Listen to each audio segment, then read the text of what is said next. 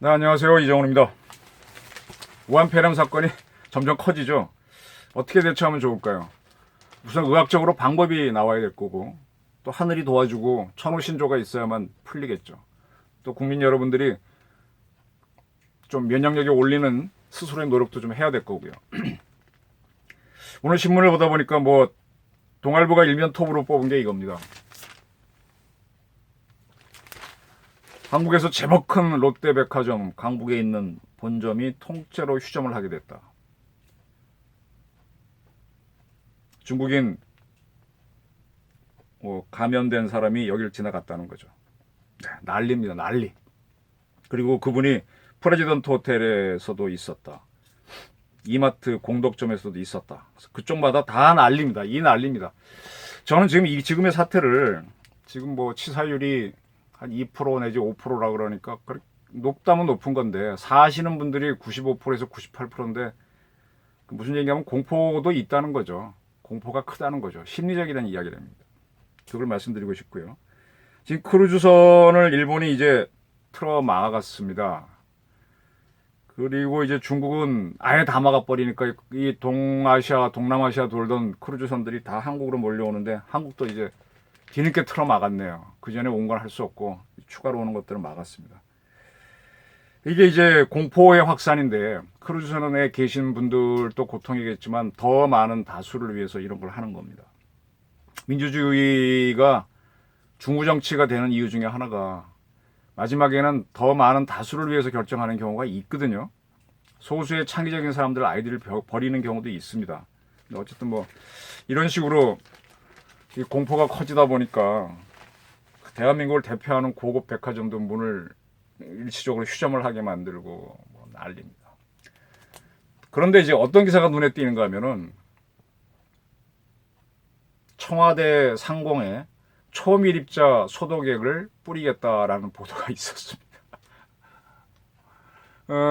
청와대 가보신 분들은 있겠지만은 청와대 가보면 녹지가 의외로 많아요. 굉장히 조용한 공간이고 대학 캠퍼스보다 더 한산합니다.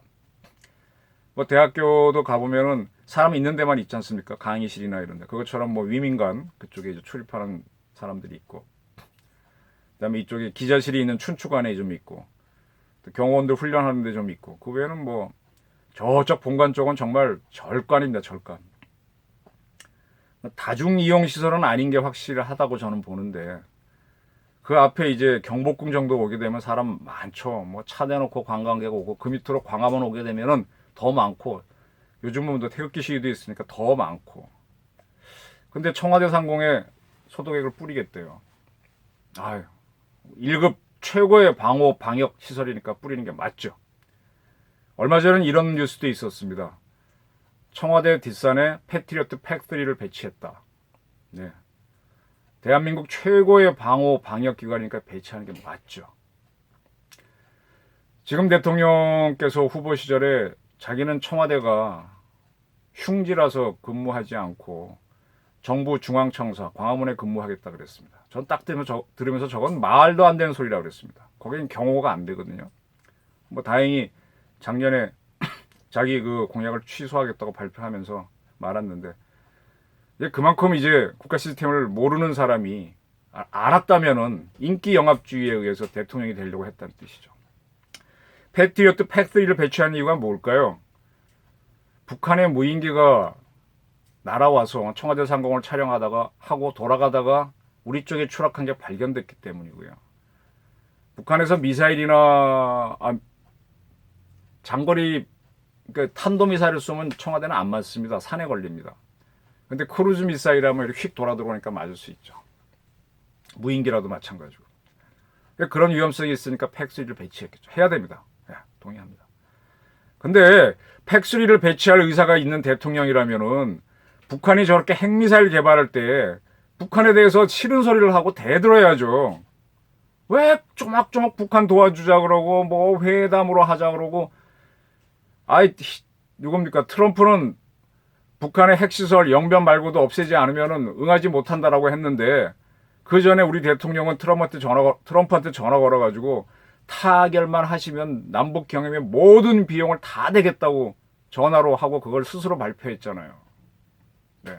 그게 빌미가 됐는지, 너 돈 많어? 미국 친구들 입장에선 방위비 분담금 5배네 이렇게 한 건 아닌가요?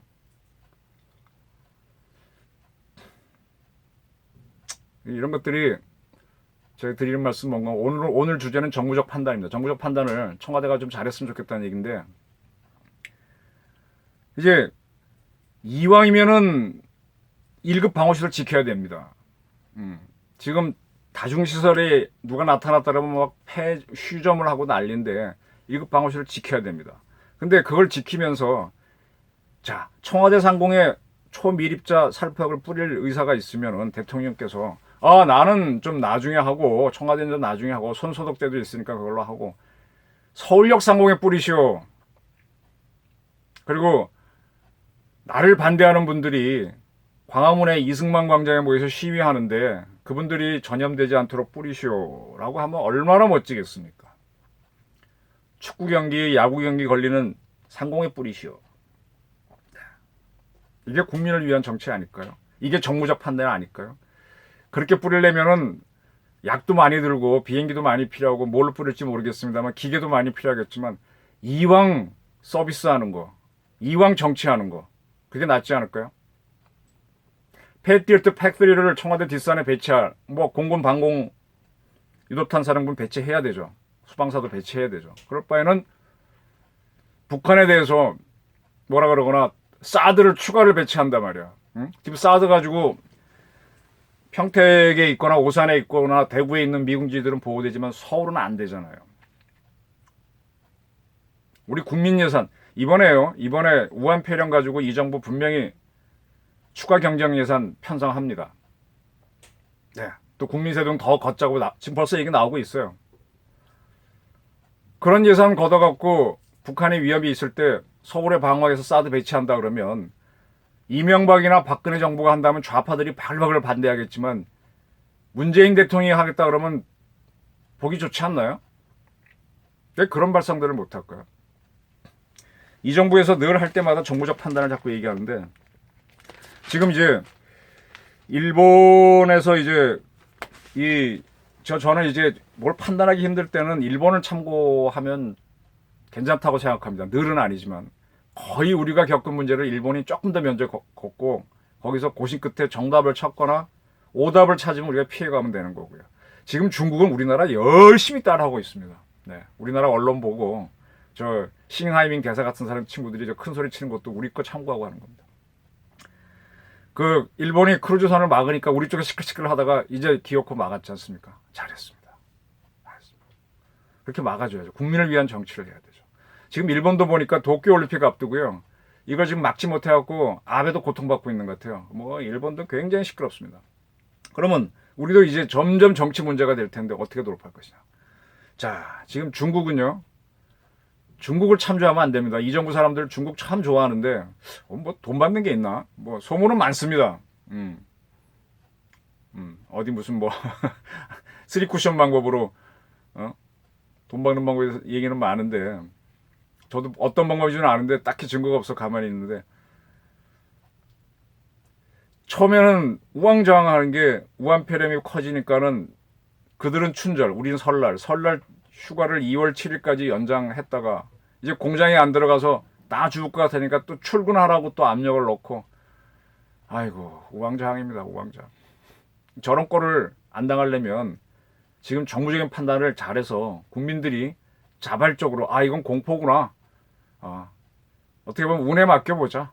내가 두려워하게 되면은 두려운 마음 때문에 다른 병이 걸려도 죽을 수 있겠구나. 그럼 내가 이겨내야지. 병 때문에 이렇게 있는 게 아니라 굶어 죽을 수는 없지 하고 이렇게 나올 때 이제 극복이 되는 거거든요. 그러려면은 상당한 아이디어를 내야 됩니다. 전 이런 생각을 합니다. 정무적 아이디어를 위해서 청와대 측에 제가 아이디어 하나 드릴게요. 박정희라는 사람이 5.16을 했어요. 카랑카랑한 사나이. 저는 직접 만나보지 못했습니다. 유경수 여사가 결혼한 지 10년 만에 청와대에 입성을 했죠. 그 양반의 꿈이 무엇인지 개인적으로 굉장히 이제 추적을 하고 있는데 집권하고 얼마 안 돼갖고 홍수가 들었답니다. 저기 옥천에 가면은 육여사 생가가 있는데 거기에 계신 문화해설사한테 들은 얘기예요.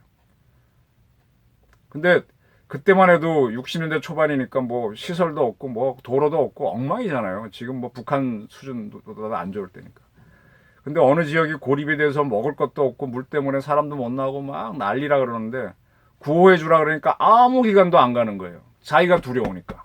자기가 죽을 것 같으니까. 군대도 안 간답니다. 그걸 보도를 한 걸 보고 육여사가 박정희도 신경 쓸게 말니까 그것까지 신경 못 썼겠죠. 자기가 가겠다고. 그랬더니 경호실 이런 사람들이 뭔 소리냐고 이거 안 됩니다 그럽니다. 근데 고집을 부려서 가요. 육여사 고집 부리면은 박정희도 못 막잖아요. 그래서 곰보트를 내고 뭘 싣고 해서 가가지고 구호품을 전달하고 같이 이렇게 뭐 엉엉 울고 그랬답니다. 그게 보도가 되면서 우리 국모님 하면서 박정희의 약점이 커버가 됩니다. 그런 육여사가 나환자촌이 있는 소록도에 가서 손을 꼭 잡은 건 유명한 이야기입니다. 나중에 나병이 전염이 안 된다는 건 그 후에 알았고요. 정말 놀랐을 겁니다. 박근혜 대통령이 촛불 때 무너진 것 중에 뭐 여러 가지 이유가 있겠지만 그 중에 하나는 세월호 사건이 났을 때 진도에 가셨죠. 가가지고 뭐 연설을 하다가 막 유가족들이 항의를 하고 막 그 동영상 보신 분들이 있을 겁니다. 욕설도 하고 할 때 당황해갖고 어떻게 할지 모르잖아요. 제가 얘기하는 건 공감 능력입니다. 공감을 하는 거. 그때 박근혜 대통령이 자기 모친처럼 뭐 일일이 설명하려고 하지 말고 유가족 껴안고 미안합니다 하고 막 같이 울고 여자 대통령이니까 더 좋잖아요. 특히 그 엄마들 막 울기만 했으면은 그렇게 무너지지 않았을 겁니다. 세월호 사건 때 오히려 이주영 해수부 장관이 저는 잘했다고 봐요. 그분이 해수부의 그 중요한 일들은 차관한테 다 맡겨놓고 현장에서 먹고 자고 수염 기르면서 그러니까 유가족들도 그분 노고를 인정해서 대화가 되는 거잖아요. 소통하는 거잖아요. 육여사가 소통했던 사람이잖아요. 박정희의 그 카랑카랑한 박정희 앞에 가면 누가 말이나 하겠습니까? 우리 김정숙 영부인 계신데 얼마 전에 우리 대통령이 어느 행사장에 가셔갖고 마스크 쓰고 이렇게 관람하는 걸 사진에서 봤어요. 좋습니다. 그리고 박원순 시장 만나갖고 메르스 때보다 잘 맞고 있죠. 좋습니다. 잘 맞고 있는 것 같아요. 근데 한 번쯤 이렇게 됐을 때 우리 영부인이 나오셔가지고 어디 병원에 가서 의사들 격려하고 간호사들 지금 땀범벅으로 그 방호복 입고 다니는 친구들 한번 격려 좀 하면 안 될까요? 제가 이 말씀 드리는 이유는 촛불 사건이 커져가지고 청문회가 열렸을 때 박근혜 대통령 간호장교들에 대해서 안모 등등 이 정부의 그 당시 야당이고 지금의 여당 국회의원들이 얼마나 간호장교 몰아붙였습니까? 간호장교들 대위예요. 이 대위라 그러면은 군대 갔다 오신 사람들은 병사로 갔다 왔으니까 장교가 대위가 높아 보이지만은 사회생활 딱 해보니까 신입사원 나이예요. 자, 소위 1년 달죠. 중위 2년 달고 3년 차부터 대위입니다. 요즘은 뭐 2년 만에 군대 생활 끝내지만 옛날 3년 군대 생활을 할 때는 대위 나이나 신입사원이나 같아요. 고참 대위 되면은 뭐 대리급 되겠죠. 그럼 그런 친구들이 뭘 시키는 대로 하는 친구들인데 특히 간호장교라 그러면은 의사의 지시를 받거나 아니면은 뭐 환자의 부탁을 들어주는 그런 사람들인데 그 장교들을 세워놓고 얼마나 몰아붙였습니까? 그런 사람들이 지금 이 사태에서는 이 국민을 위한 걸 못하나요? 한번 이 의료진들 굉장히 고생하고 있습니다. 지금 젊은 간호사들 막 방호복 입고 그 친구들 하루에 3번 3교대 8생활 하지 않습니까? 밤에도 뛰고 자기들도 감염될까 두렵고 그중에는 또 어머니인 분들도 있을 거고 그런 간호사들을 위해서 한번 우리 영부인이 가서 이렇게 안아주고 하면은 전 국민들도 힘을 내서 같이 방역에 동참할 것 같은데 제 생각이 틀렸나요? 틀렸다면 많은 지적 부탁드립니다. 감사합니다.